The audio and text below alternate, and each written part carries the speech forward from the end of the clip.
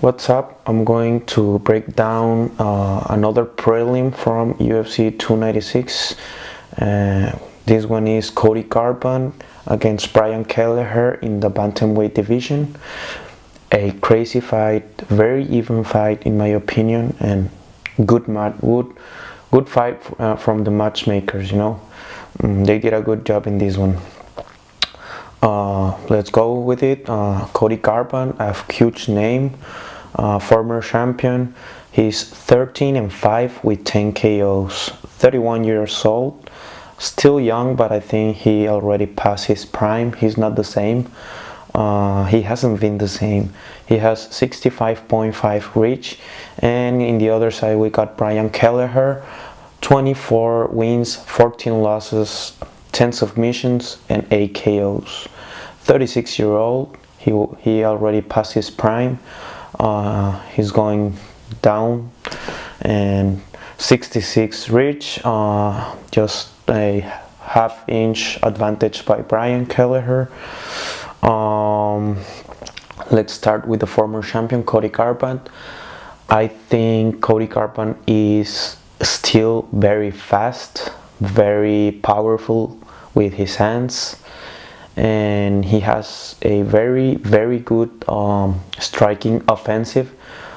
He throws very good jabs, very good straight combos to enter and then finish with some hooks.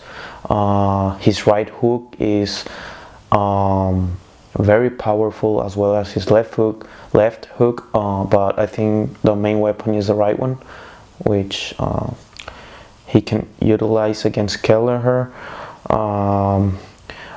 He implements as well leg kicks, very good and fast leg kicks, as well as body kicks, and sometimes he goes to the head kick. So he likes to level change, go to the body and then up and change that level. That's something I like. Overall, he has very good striking, but only in the offensive. Talking about his defense in the striking, that's the giant hole he has, because we've seen in all previous fights, he always gets knocked out. He's very emotional fighter. I mean, he moves very well. Don't get me wrong. He moves in and out very well. He goes to the sides as well, very good.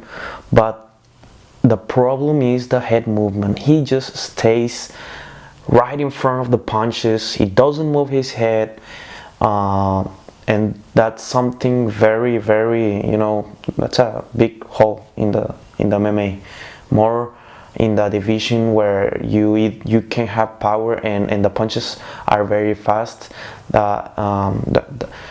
And he doesn't have shin, he doesn't have a shin. That's another problem.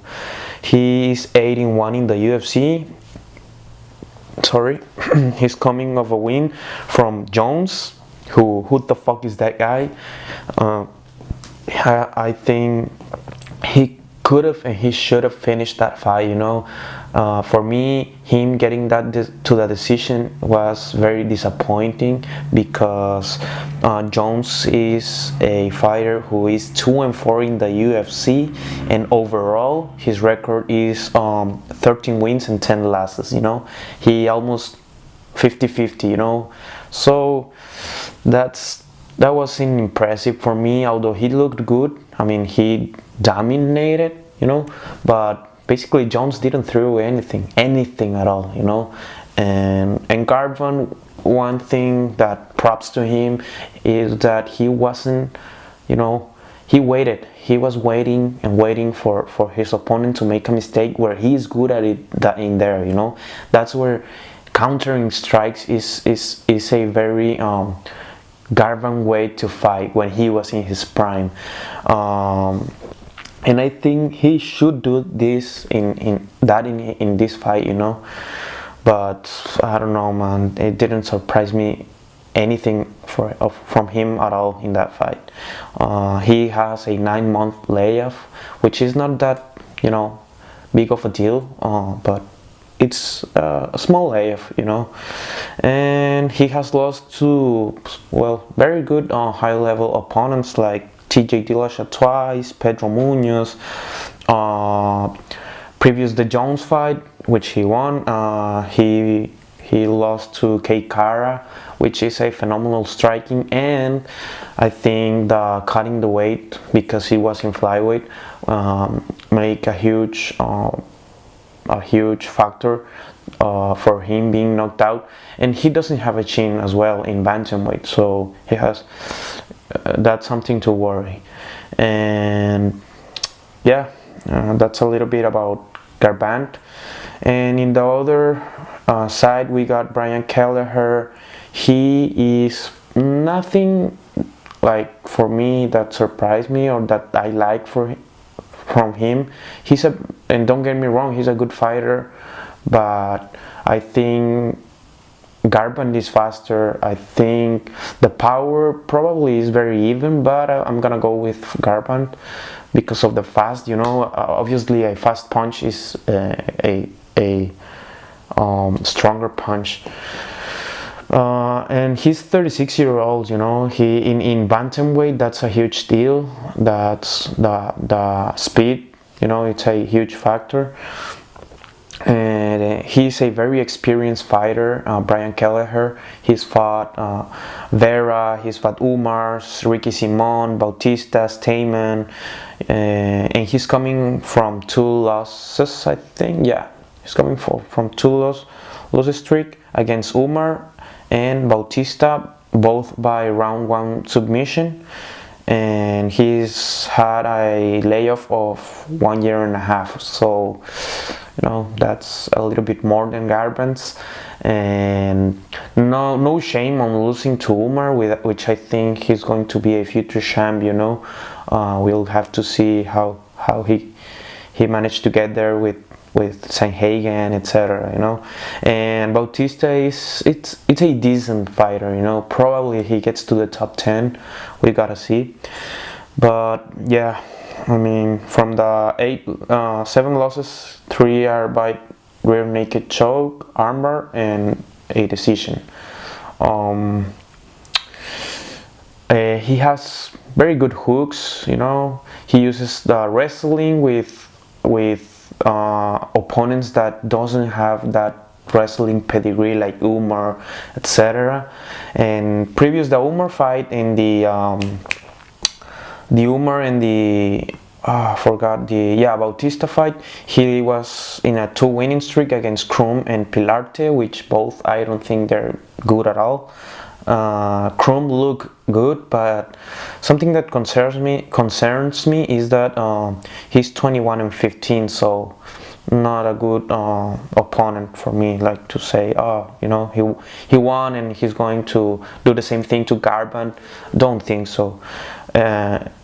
Overall, I think it's a very even fight. I think there's some value as an underdog with Kelleher.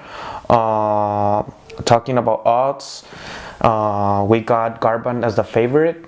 He opened up as a minus 148 favorite, and right now he's a minus 205 favorite.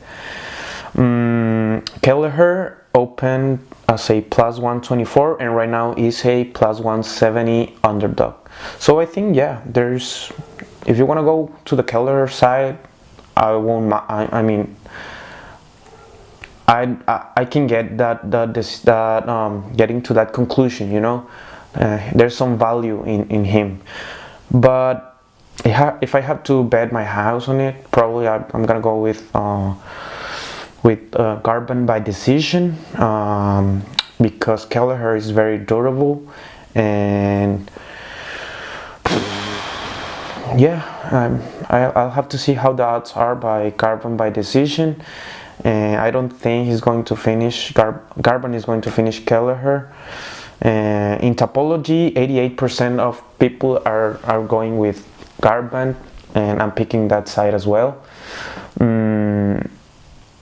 I just have to see if I'm going with the money line or a specific method. We'll see. If you want my official picks, or the bets I'm playing. Please subscribe to my weekly newsletter. I'll leave the link down in the description, and see you at the next one, guys.